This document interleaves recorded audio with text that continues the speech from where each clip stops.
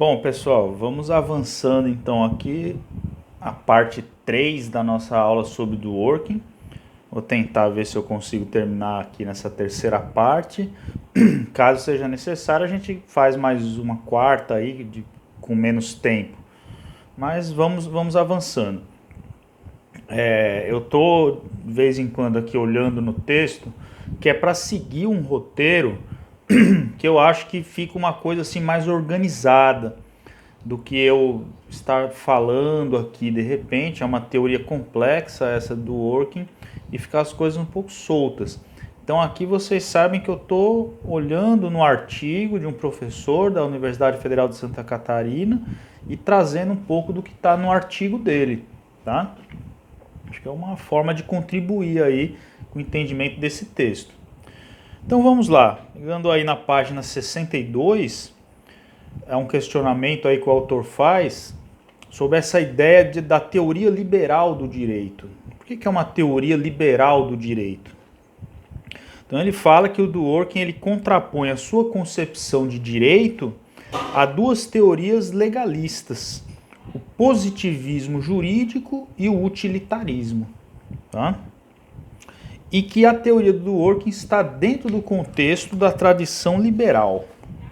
Então vamos entender por que está no contexto da tradição liberal. Tá? Que ele diz, a ideia básica de Dworkin, que a gente colocou lá no começo, é de que os direitos são trunfos políticos dos indivíduos. Tá? Veja que essa ideia está muito presente no ideário liberal. Tá? O que muda é o enfoque que os autores dão a eles.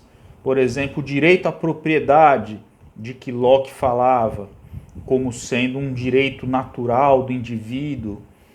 Já o Rousseau vai falar do direito à liberdade e do direito à igualdade.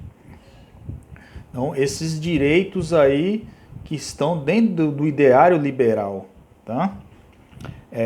Porém, o autor chama a atenção de que o Dworkin ele avança em relação a essa concepção dos direitos naturais. Porque na visão dele, os princípios que fundamentam o direito, eles não são extraídos somente da razão, nem são eternos e imutáveis, universais e imutáveis. Nós vamos perceber que esses princípios para o Dworkin, são princípios morais, vamos chamar assim, eles podem ser compreendidos através do entendimento histórico, tá? Das práticas que são feitas, vamos chamar assim, pelas comunidades. Então, um entendimento histórico também sobre o que vem sendo colocado em prática pelas comunidades. Tá? Uma outra questão interessante, que já pega um pouco da teoria do direito do Dworkin, o autor diz que o direito não é para Dworkin uma ciência exata como a matemática, mas ele está mais próximo de uma arte, como a literatura. É interessante essa colocação também, porque os problemas interpretativos, na visão aqui do autor, se tornam proeminentes, os problemas interpretativos, tá? Porque o direito exige uma compreensão dos princípios morais que o fundamentam, tá? Então veja que a gente vai falar mais sobre isso. Daí vem uma ideia também do Dworkin do romance em cadeia, porque o direito ele vai exigindo ao longo do tempo, da evolução de uma sociedade, diversas interpretações. Nós vamos ver que isso entra no campo da hermenêutica, da interpretação jurídica. Então, se esses princípios, nós falamos, exigem um entendimento histórico e as sociedades elas vão se modificando, vão mudando suas práticas, então será necessário um trabalho constante de interpretação desses princípios que fundamentam o direito, no sentido de um aprimoramento, podemos chamar assim. Tá? Então é uma atividade eminentemente interpretativa na visão do Ronald Dworkin. E aí o autor ele entra um pouco nessa discussão, né? O direito como interpretação na visão do Dworkin. Porque ele analisa que a teoria de que não existe uma resposta correta para as questões jurídicas. Por exemplo, uma crítica que ele faz ao Hart, de que haveria uma textura aberta em certas questões jurídicas e um espaço aí, uma brecha para interpretações arbitrárias, por exemplo. O Dworkin ele vai se contrapor a essa noção e, pelo contrário, ele sustenta que há uma interpretação correta possível para determinados casos, inclusive para aqueles casos difíceis, tá? Então, a questão de saber se há uma resposta para os casos controversos e difíceis, os hard cases, como ele chama. Então, frente a determinados casos controversos, difíceis, haveria uma resposta correta, digamos assim? Por exemplo, a questão do aborto, que o Dworkin analisou numa de suas obras, que é No Domínio da Vida, onde ele analisa a questão do aborto e a questão da eutanásia também. E ele se debruça sobre um caso famoso que teve nos Estados Unidos, Roe versus Wade, que foi um caso de uma moça que queria ter o direito ao aborto. Enfim, depois vocês pesquisam, eu não vou entrar em relação a isso. Mas quer dizer, um caso, por exemplo, que envolva a questão do aborto é um caso controverso, tá? Como ele vai colocar aqui. Porque você tem aí diferentes princípios que podem aparentemente colidir, né? O direito à vida do feto e o direito de uma mãe, por exemplo, que quer abortar porque o feto tem um defeito genético, enfim, um feto anencéfalo, por exemplo, e ela quer ter, porque não é viável, digamos assim, essa vida, ela quer ter o direito a abortar. É claro que aqui no Brasil a gente já possui um regramento para isso, mas é algo até recente essa decisão. E anteriormente, um juiz diante de um caso desse, como é que ele deveria decidir? Tá? Então, a que princípios ele poderia recorrer? Então é sobre isso que o Dworkin está se debruçando. Quais seriam esses princípios que um juiz poderia recorrer para decidir num desses casos difíceis? Tá?